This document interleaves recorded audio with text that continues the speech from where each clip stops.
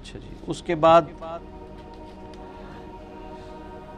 ایک حنفی عالم اور آپ کے استاد ڈاکٹر اسرار رحمہ اللہ کا موقف ہے. اچھا، یہ مجھے بلیک میل کرتے ہیں اس طرح کے سوال لکھ کے. آپ کے استاد، حالانکہ اس کے بغیر بھی لکھا جا سکتا تھا، کہ سورہ جمعہ میں امام حنیفہ رحمہ اللہ کا ذکر آیا ہے، اور اس حوالے سے صحیح بخاری میں بھی ایک حدیث موجود ہے سیدنا سلمان فارسی کے حوالے سے. اس حوالے سے آپ کا کیا موقف ہے؟ بھئی میرا موقف یہ ہے کہ یہ وہ حنفی عالم اور ڈاکٹر اسرار صاحب رحمہ اللہ جو میرے استاد ہیں، دونوں کا موقف بالکل باطل ہے، فیبریکیٹڈ ہے، گھڑا ہوا ہے. قرآن پاک میں کہیں امام حنیفہ رحمہ اللہ کا ذکر نہیں آیا. یہ جس آیت سے ڈیڈکٹ کرتے ہیں نا، وہ سورۃ الجمعہ کی آیت ہے، جس کے کانٹیکسٹ میں یہ حدیث بخاری نہیں مسلم میں بھی موجود ہے. صحیح بخاری مسلم دونوں کے اندر موجود ہے.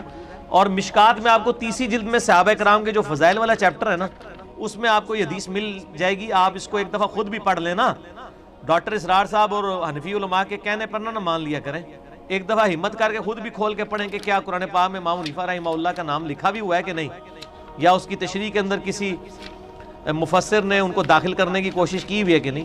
جلال الدین سیوطی کے بارے میں آتا ہے کہ انہوں نے داخل کیا، انہوں نے تو بہت کچھ دین میں داخل کیا ہے، ان کو تو آپ چھوڑ دیں، آپ قرآن و حدیث سے بات کریں، وہ ہمارے لیے دلیل نہیں ہے. ہمارے پاس کتاب و سنت کی دلیل سامنے پیش کریں. یہ سورۃ الجمعہ کی جو آیت ہے، اعوذ باللہ من الشیطان الرجیم،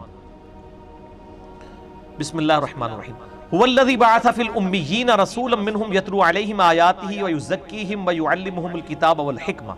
وہی اللہ ہے جس نے امیین میں سے، اہل عرب میں، انہی میں سے ایک رسول بھیجا جو ان پہ اللہ کی آیات تلاوت کرتا ہے، ان کا تزکیہ کرتا ہے، ان کو کتاب و حکمت سکھاتا ہے. وَإِن كَانُوا مِن قَبْلُ لَفِي ضَلَالٍ مُبِينٍ، اور اس نبی کے آنے سے پہلے یہ کھلی گمراہی میں تھے.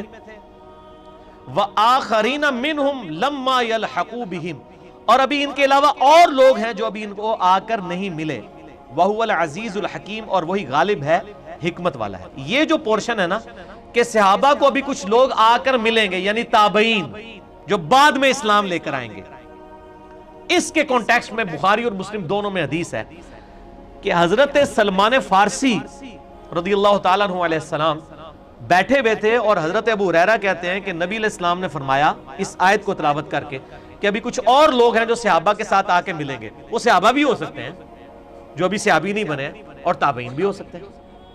حضرت سلمان فارسی کے کندھے پہ آپ صلی اللہ علیہ وسلم نے ہاتھ رکھا اور فرمایا دین اگر ثریا ستارے کی چوٹی پر بھی ہوتا تو فارس کے لوگ وہاں سے بھی اسے حاصل کر لیتے. یہ حضرت سلمان فارسی کی تعریف کی تھی کہ کہاں سے سلمان فارسی پرشین امپائر سے اٹھے. فارس، ایران کا پرانا نام ہے فارس، فارس سے اٹھے، اور پہلے وہ آتش پرست تھے، پھر یہودی ہوئے، پھر عیسائی ہوئے، پھر نبی علیہ السلام کا ذکر خیر سنا تو آ کے مسلمان ہو گئے. ٹھیک ہے جی، اسلام قبول کر لیا. تو نبی علیہ السلام نے ان کی تعریف کی کہ اگر دین ثریا ستارے کی چوٹی پہ بھی ہوتا نا تو یہ اہل فارس اتنے سمجھدار ہیں، یہ دین تک پہنچ ہی جاتے جس طرح کہ سلمان فارسی پہنچ گیا. یہ آپ کے بابوں کے بارے میں نہیں تھی بات، آپ نے گھسیٹ کے داخل کر لی کیونکہ آپ کو اجتہاد کا بہت شوق ہے نا.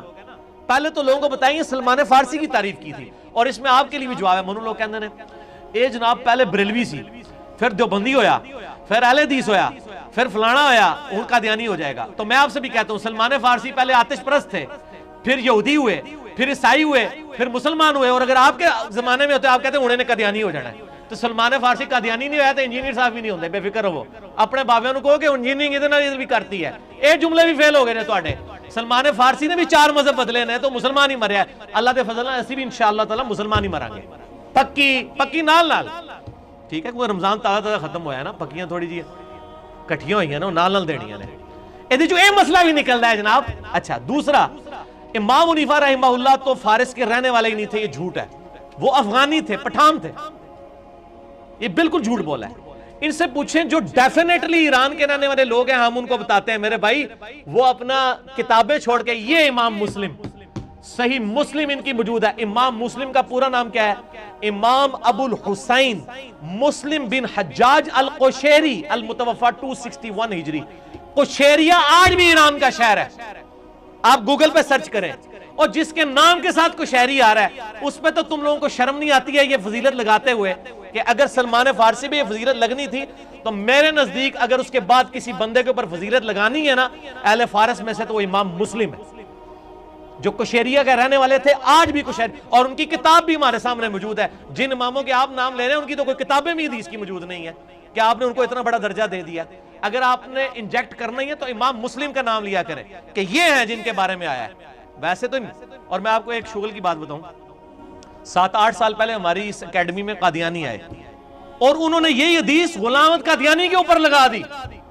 آپ حیران ہوں گے، ان کا جی غلام احمد قادیانی بھی پیچھے سے فارس کے رہنے والے تھے اور ان کا ذکر قرآن میں بھی ہے اور بخاری میں بھی۔ میں کہ ہاں سبحان اللہ، ساڈے حنفی پرا کہندے نے امام حنیفہ دا ذکر ہے اور ساڈے انسانی رشتے چ پرا، مذہبی رشتے چ نہیں، قادیانی، او کہندے نے کہ یہ غلام احمد قادیانی صاحب دے بارے چ ہے۔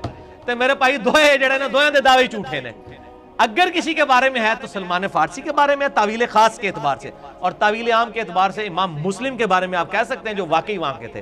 امام حنیفہ رحمہ اللہ پٹھان تھے، اور پٹھان ہونا بھی کوئی عیب نہیں ہے، مطلب نعوذ باللہ افغانستان کے رہنے والے تھے۔ امام ابو داؤد اور امام ترمذی یہ دونوں افغانستان کے ہیں، ترمذ آج بھی افغانستان کا شہر ہے، لیکن فارس کے اوپر آپ نے لگانا ہے تو امام مسلم کے اوپر لگتا ہے۔